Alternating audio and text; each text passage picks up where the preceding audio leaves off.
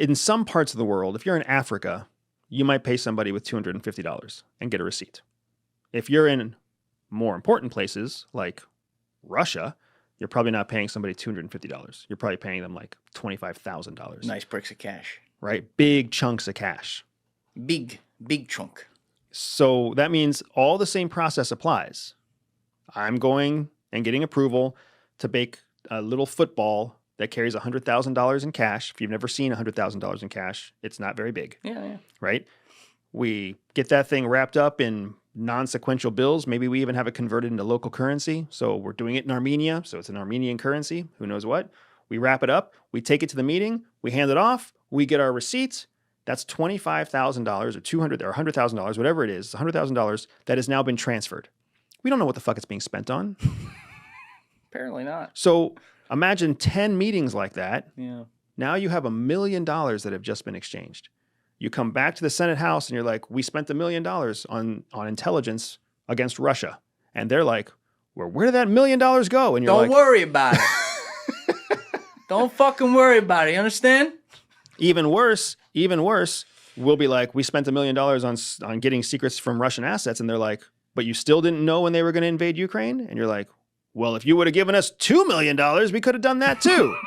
And that's the back and forth, right?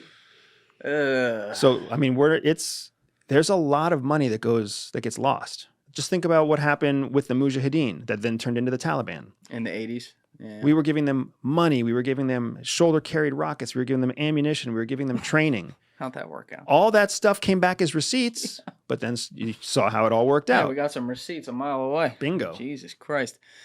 I mean, the 500-pound elephant in the room there is, though, does China have to get receipts when their intelligence agents are doing this shit? Nope. Russia? Nope. Iran? They're not democracies. Yeah, I'm not going to go through every country, but again, like... The oversight is completely different. We have... Sometimes I want it both ways. I totally agree. And unfortunately, man, the 1,000-pound elephant to your 500-pound elephant is that every American is sitting in their fucking lazy boy, sitting at their desk, sitting on the shitter, asking themselves the same question. Yeah. I kind of want it both ways. What do we mean?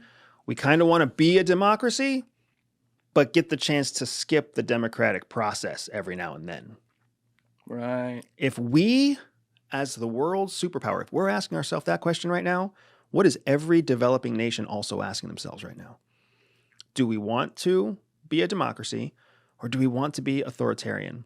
And that is the real reason that we're seeing such a rise in power and popularity for leaders like Xi Jinping, leaders like Vladimir Putin, leaders like Netanyahu, leaders like the Ayatollah in Iran. Iran just had an election. They just elected a new president who's a reformist. Is that a real election?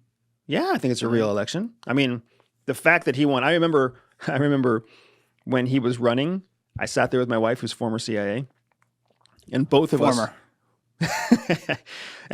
were like, if that dude wins in Iran, like that's going to really upset the apple cart, because we've been saying for a long time that Iran is not a democracy. Even though Iran does practice democratic principles, the narrative that has been adopted in the United States from all the messaging that you hear about Iran is that it's like a extremist haven for terrorists and authoritarian rule under the Ayatollah. Mm. Well, they just showed that people turn out, people vote, and then they respect the vote.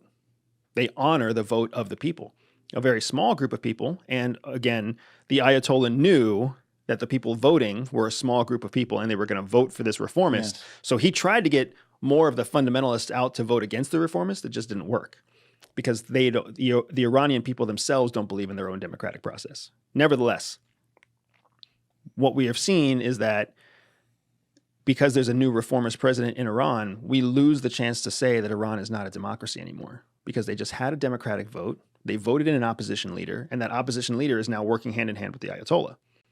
Does that mean that the Ayatollah has any less power? No, but it does challenge the messaging and the narrative that has existed about Iran. That's wild that we could sit here and say, like, oh, they're a little democratic over there. Isn't that fucking crazy? You know what? They love democracy. They love democracy. They do. They just love their Ayatollah more. Oh my God.